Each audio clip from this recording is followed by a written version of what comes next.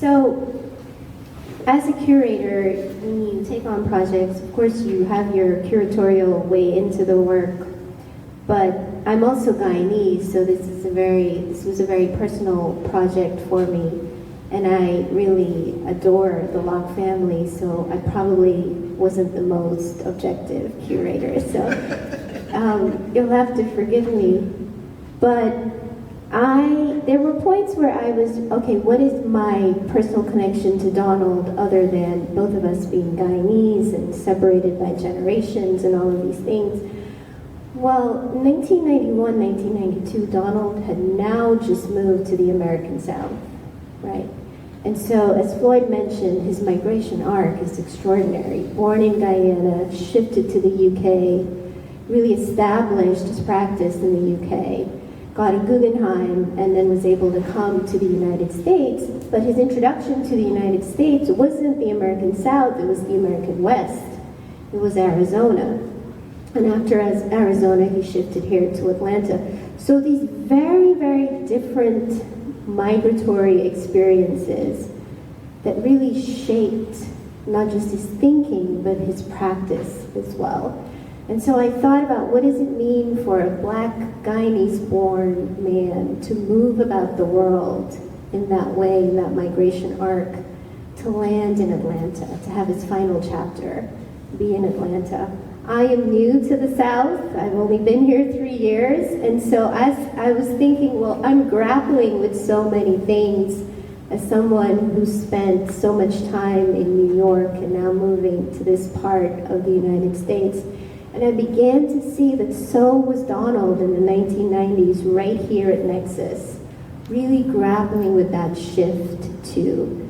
So much so that the work is so deeply coded with the wrestling that he was doing, with moving from Guyana to the UK and now to the American South.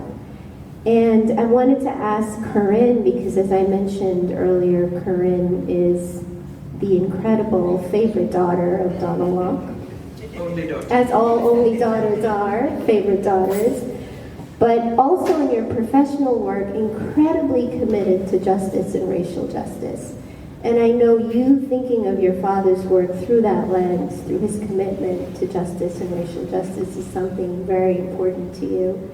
And I would love for you to talk more about looking at your father's work from that lens. And I'm probably going to get it wrong, but the one other thing is that I just came back from London. Our brother Hugh had an opening at the British Museum, and we grew up in a socialist country. Justice, racial justice, gender, everything is part of our fiber.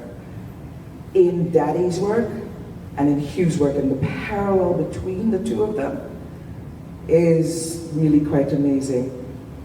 But so last Tuesday I was at Hugh's opening in London, and then come back to New York, work for 3 days, and then come here and to see the same, like there are photos where there's like Queen Victoria is in the same, almost in the same position, and the same commentary, silent but strong.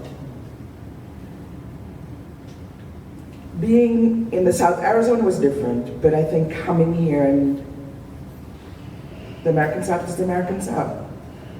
And while for us, we were raised not ever knowing there's no difference, there's nothing we cannot do. In their work, in Daddy's work, and in Hugh's work, and our mother too, you see that struggle. And you see the justice.